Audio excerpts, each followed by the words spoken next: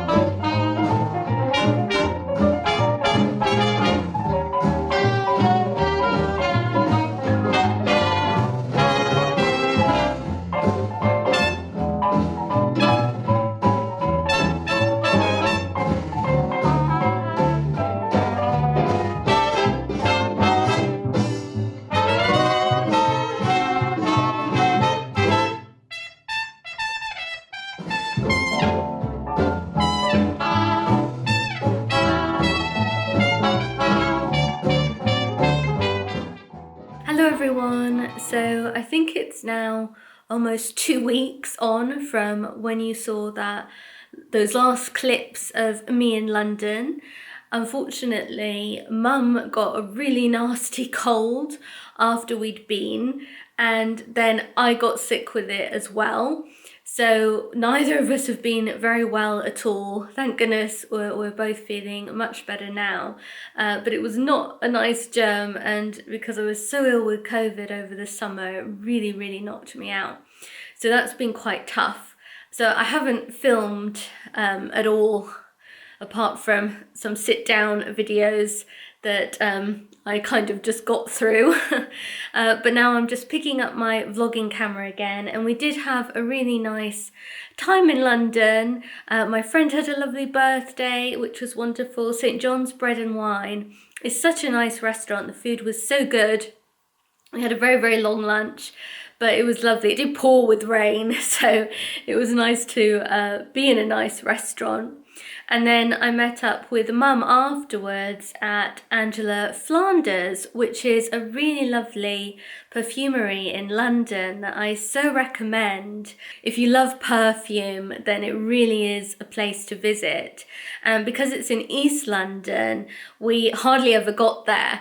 But because I knew I was going to be in this area and Mum wanted to do a bit of exploring too, we thought it would be fun to meet up there together afterwards. And we did both choose a perfume, which I thought I would tell you about. So I chose this one. It comes in a nice little baggie.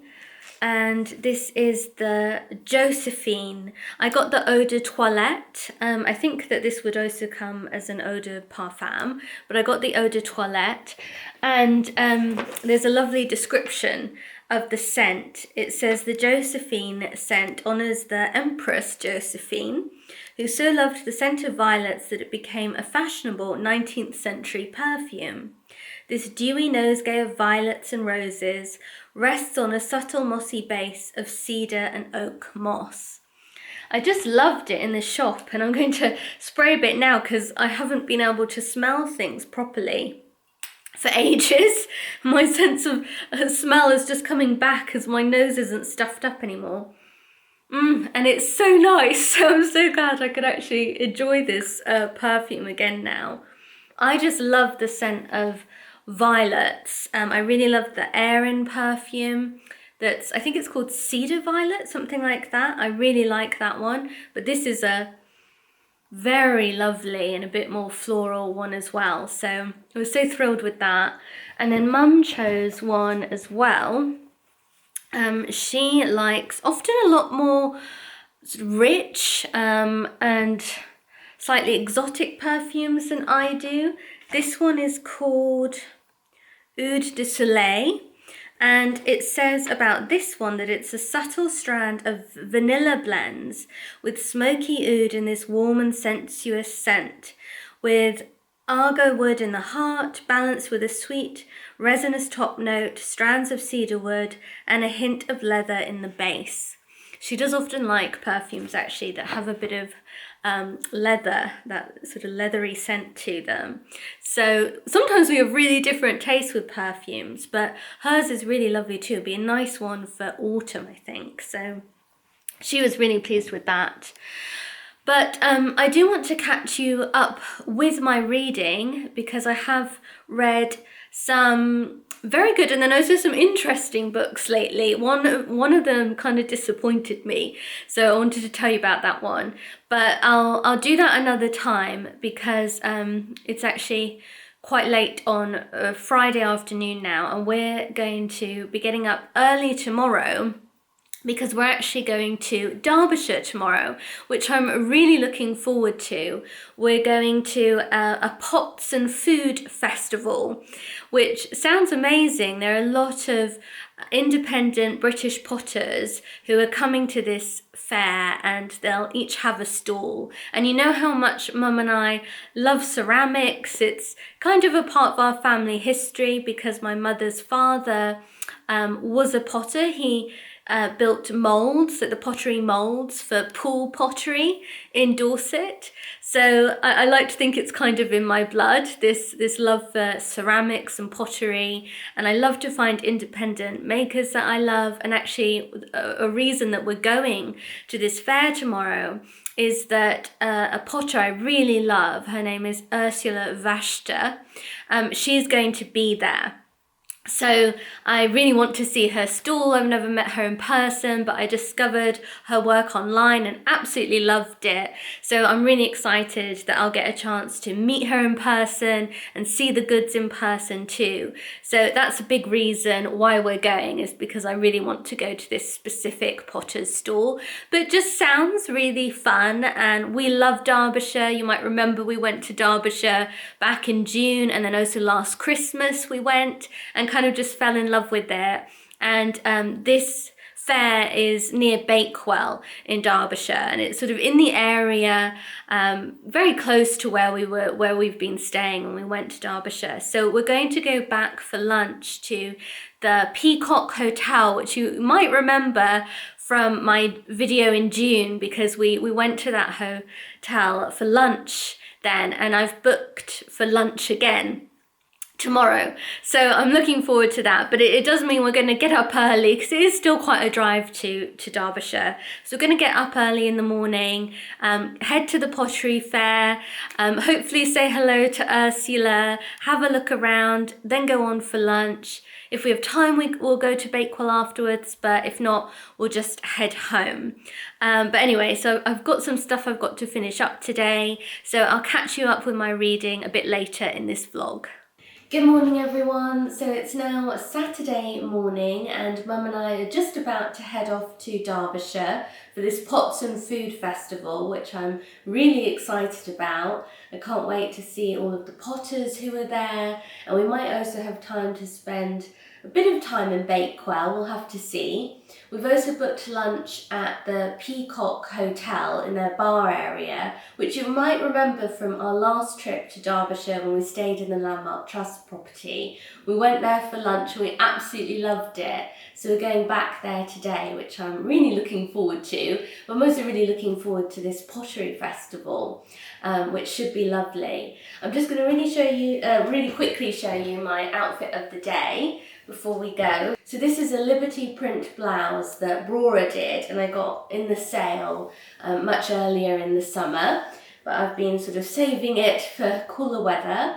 And then these cords I recently got from Marks and Spencer's and I absolutely love them. They're a really nice slim fit pair of cords, really practical, and the price point on them is very, very good. So I'll link to them in the video description box so you can check them out too, because I'm honestly so thrilled with these.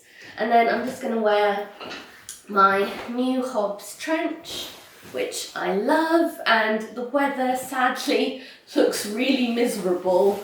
It's really sort of misty and rainy out there already, very autumnal. So anyway, we better get going.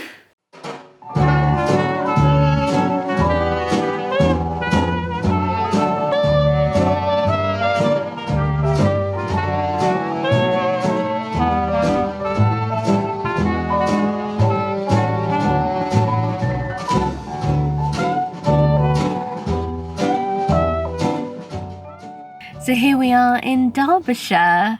We had a wonderful time at the Pottery Festival, didn't we? It was wonderful. Honestly, highly recommended. Apparently it's this weekend every year. Yes. So lovely. Oh, there were lots of amazing stalls and so many great makers to go and have a look at. It was very busy.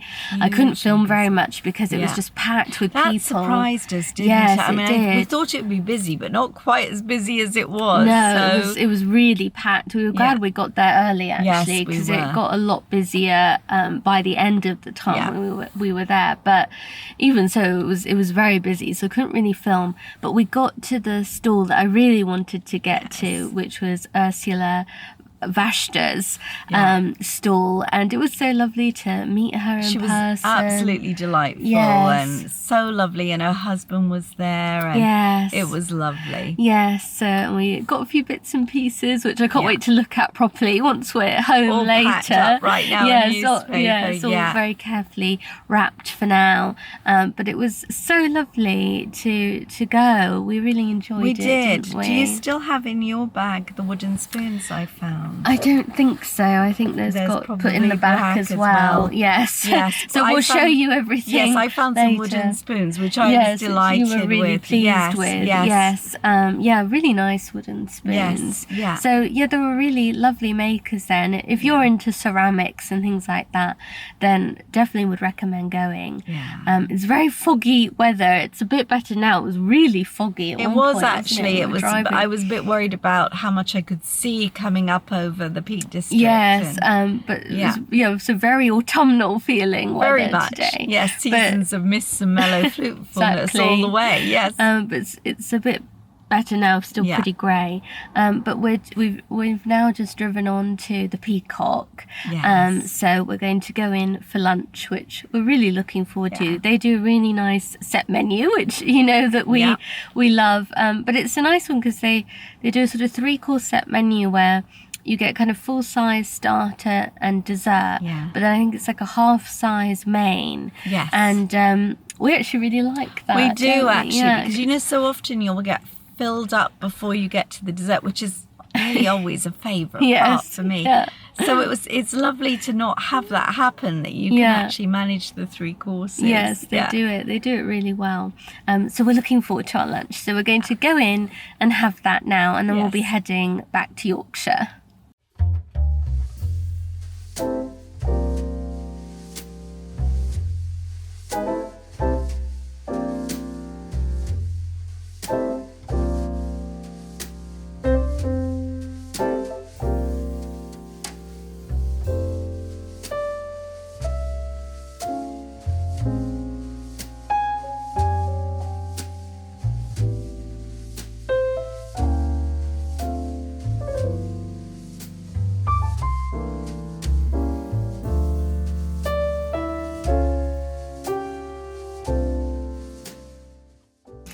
So we had a really marvellous lunch at the Peacock, didn't we? It was delicious. It was so beautifully seasonal, wasn't it? It was such a lovely seasonal menu. We had venison, we had mushrooms, we had prunes in Armagnac, Bakewell tart. Yes.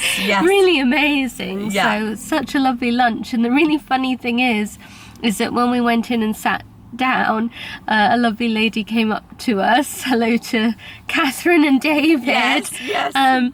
She was dining there with her husband, and they said that they'd been inspired by our previous trip to Derbyshire to go to the bookshop in Cromford, Scarthin Books, and then go on to the Peacock for lunch, and they couldn't believe it when we walked in.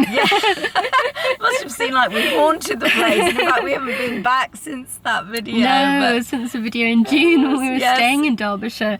But it was really lovely to meet. It was. We had a lovely chat with them, and it was really lovely to hear from such genuine fans. And and maybe they'll go on to the ceramics themselves. Yeah, we told them about the pottery fair, so they might go on. I don't know. But yes, it's been a really lovely day, actually. A lovely way to spend a Saturday. We had such a nice time. I think, are you ready for home, or do you want to stop at Bakewell on the way, or what? Well, I think I'm probably ready for home. I'm feeling a lot better, but still not quite kind of yourself fully again. functioning. No, me neither. It's taken a long time to get over this. Yes, whatever it was we had, but we really took a while with it. But today's been lovely. Yes, but yeah, we're just going to head home now. Yes. Yeah. Hi everyone, so I'm just hopping on to tell you a bit more about the wonderful pottery fair that we went to in Derbyshire, and to chat about what I got. I'm having a cup of tea in this beautiful mug today, which is one of the things that I picked up from Ursula Vashta. It was so wonderful to see her and to see her stall filled with beautiful ceramics. I couldn't resist this mug because I love the pomegranate design on it. I think that's so beautiful. And pomegranates always make me think of Persephone and Persephone books. So I do find it hard to resist something with a pomegranate on it. So I was really, really thrilled with this. And I also wanted to show you a beautiful vase that I got from her stand as well. I think the blues in this is just so beautiful, and I love the design, really gorgeous. So absolutely thrilled with those things. And then I did pick up a few bits from other stalls as well. So I went to one stall called Dorrit Deutsch Stoneware, and I got this beautiful camembert dish. You know how much Mum and I like a baked camembert, and this is just a sort of perfect little dish to use for that. So I was really thrilled to get this. And I also got a garlic grater, which I thought would be really useful, but the sort of thing you don't often see. But I just love the design to it too, so I picked that up. And then Mum really wanted some wooden spoons, so we got a few different ones and different sizes, and these were from, just looking at the name, 9 Fingers Wood Carving. So really thrilled to have got some lovely wooden spoons. Really love the colours on them, they're just gorgeous. So yes, it was a really wonderful day. It was really horrible weather, but we still managed to have a wonderful time. So that was so nice. But I wanted to catch you up on my reading as well. So the first book that I wanted to tell you about is Rhine Journey by Anne Schlee. And I really wanted to get to this one whilst it was still summer, because it's set in the summertime, and I did manage to read it right at the end of August, so I managed to read it in the summer, which I was happy about. This novel was actually written in 1980, but it's set in Victorian times, and it follows a British family. There's a sort of maiden sister called Charlotte, and she goes on holiday with her brother and his wife and their child. They all go on holiday to Germany together, and they travel along the Rhine. And I really had high expectations for this book. At the start, I was really enjoying it. It is very well written. It's definitely a beautifully written novel. And I appreciated what seemed like a real sort of wry sense of humour that was present at the start of the book. But I felt that kind of fizzled out a bit as the story progressed. And it's actually quite a strange story. It really centres around Charlotte and her somewhat strained relationship with her brother and his wife. But at the start of the novel, Charlotte thinks she sees a man that she formerly loved and wanted to become engaged to when she was a young girl. But her brother and his wife didn't approve of the marriage, so she never married him. She thinks she sees him again after all these years, but then realizes it couldn't possibly be the same man. He would look so much older than this man is. So she realizes it's not the same man. But this is another British person who's traveling. He's traveling with his wife and their children, and the two families start to come together. And Charlotte develops almost as an obsession with this man, and she starts to fantasize that she's having an affair with him when she dreams at night or just goes into a kind of fantasy. And like I said, the story I felt kind of petered out a little bit. I didn't feel there was a very satisfying conclusion to this story. So it wasn't really one for me. I did appreciate that it was very well written. It has a good sense of place. But I just found it really quite a peculiar story in the end. And overall, it just wasn't a favourite of mine. And then I read The Chamomile by Catherine Carswell, which is a new British Library women writers book. And although I did overall enjoy this one, I did have slightly mixed feelings about this too, though I enjoyed it a lot more than I did Rhine Journey. It's set in Glasgow in the early 20th century, and it's about a young woman called Ellen who is really drawn to a career as a writer, but she's also frightened of her desire to be a writer. Her mother gave her a very bad example of being a very selfish person who put her desire to write above anything else. And she wasn't very talented as a writer, so never actually ended up being successful. And Ellen worries that this will be her fate too, that she wants to be a writer, but she doesn't actually have any talent at it. Well, what's clear is that she is a very talented writer, and she becomes more and more drawn to writing, and she realizes that her craving to be a writer is a bit like the chamomile. The more that you tread on them, the more that they spring up.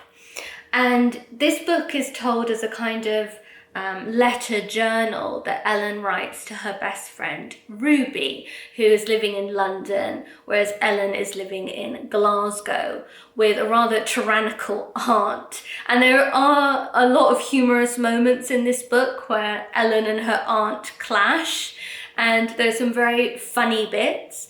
But there are also sometimes I think where it just gets a bit too philosophical, a bit too bogged down with Ellen's sort of interior thoughts. And so I think it interrupted the pace of the novel a bit, which was a shame. But I did find it really interesting, this idea of a woman wanting a room of her own. There's a bit in the book where Ellen manages to rent a little room of her own where she can go to escape her aunt in order to give piano lessons, which she does just to earn money, but also to write her books. So I really liked that idea of a room of her own, in the words of Virginia Woolf, and how Ellen tries to create that for herself, but how hard it was to do that. as a woman living in that time. And also she has to grapple all these big questions as to whether she should marry or whether she should write, whether there should even be a choice between the two. And that part of the book I also found really interesting. So overall I enjoyed this, but I thought the sort of pacing of the novel wasn't so great, just got a bit too wordy sometimes. But I'm still glad that I read that one. And then I read The House of Mirth by Edith Wharton. I've said before how I've been enjoying reading a bit more Edith Wharton this year, and The House of Mirth I wanted to read at the start of September because it actually begins at the start of September. So I read this one at the start of the month and really enjoyed it. I mean, Edith Wharton's never a light read, and The House of Mirth is definitely depressing, especially the ending of the book, but really all the way through. But it's so well written and you just get so drawn in. I mean, talk about pacing. This novel is so well paced. It really keeps you reading, wanting to know what happens to its heroine, Lily Bart, who is a woman who's starting to feel her age. She's 29. She still isn't married. Again, this was written at the sort of very beginning of the 20th century. So Lily is a woman who is accustomed to moving amongst the real socialites of New York society. She herself doesn't have any money, so she is essentially on the lookout for a wealthy husband. But when she gets close to maybe getting her supposed desire, something often goes wrong and she starts to question what she in fact really does want from life and from marriage. But it is a very dark book. However, I really, really enjoyed reading it. Like I said, just so well paced, keeps you wanting to turn the pages, so well written. And there were some really lovely autumnal descriptions, which I wanted to share one with you. The afternoon was perfect. A deeper stillness possessed the air, and the glitter of the American autumn was tempered by a haze which diffused the brightness without dulling it. In the woody hollows of the park there was already a faint chill, but as the ground rose the air grew lighter, and ascending the long slopes beyond the high road, Lily and her companion reached a zone of lingering summer. The path wound across a meadow with scattered trees. Then it dipped into a lane plumed with asters and purpling sprays of bramble, whence through the light quiver of ash leaves the country unrolled itself in pastoral distances. Really lovely, and the book goes through all the different seasons, but autumn is actually a very important season in this book.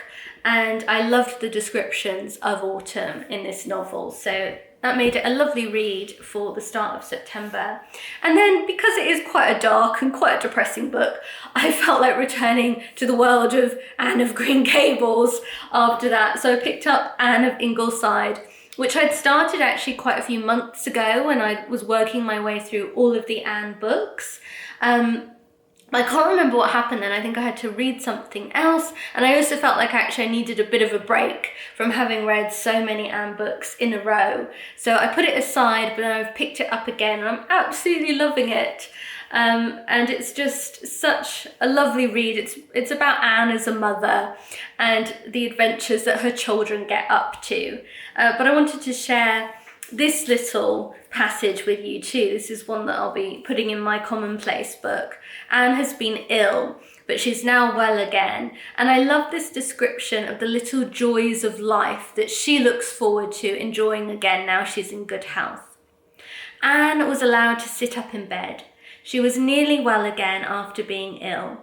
She would soon be able to keep her house again, read her books, lie easily on her pillows, eat everything she wanted, sit by her fireplace, look to her garden, see her friends, listen to the juicy bits of gossip, welcome the days shining like jewels on the necklace of the year, be again a part of the colourful pageantry of life. I just really loved that bit. So I've almost finished it now, and it's just a lovely sort of cozy, sweet read after The House of Mirth. And then of course I'm also picking up Bookworm by Lucy Mangan, which I read when it first came out in 2018. And I actually have a lovely note from Lucy Mangan in here because I went and saw a talk she gave about the book when it was first out. And it says, "For Miranda, who has been in the presence of greatness, with all best wishes from Lucy." And what's funny about that is that in this book, Lucy Mangan talked about what a huge fan she is of Antonia Forrest, how much she loved Antonia Forrest boarding school stories and adventure holiday stories about the Marlowe family. And I told her that I'd once met Antonia Forrest and had tea with her. So that's what that dedication is about. And I'm just really looking forward to returning to this book. Like I said, I haven't read it since 2018, but I'm looking forward to returning to this for the Comfort Book Club. It's a Comfort Book Club read for September. And I am going to update just when we're going to be discussing this book. It'll actually be, instead of the last Thursday of the month, it will be the last Sunday of the month to accommodate some of my other filming commitments this month. So it'll be right at the end of the month on Sunday, but I'm really looking forward to getting to that. And talking about filming and upcoming videos, I will actually have 2 videos going up next week as well, one on Thursday, one on Sunday, and then the following week, obviously, I'll also be having one going up on Thursday and Sunday too. So over the next couple of weeks, there will be some extra videos. So do check back for those. But thank you so much for watching this video. I do hope you've enjoyed it. Extra big thanks to those of you who pressed the super thanks button on my last video. I so appreciate your support as always, and I appreciate the support of everyone who subscribes to my channel, hits the like button on my videos, and puts a comment on. But I'll see you again very soon. Goodbye.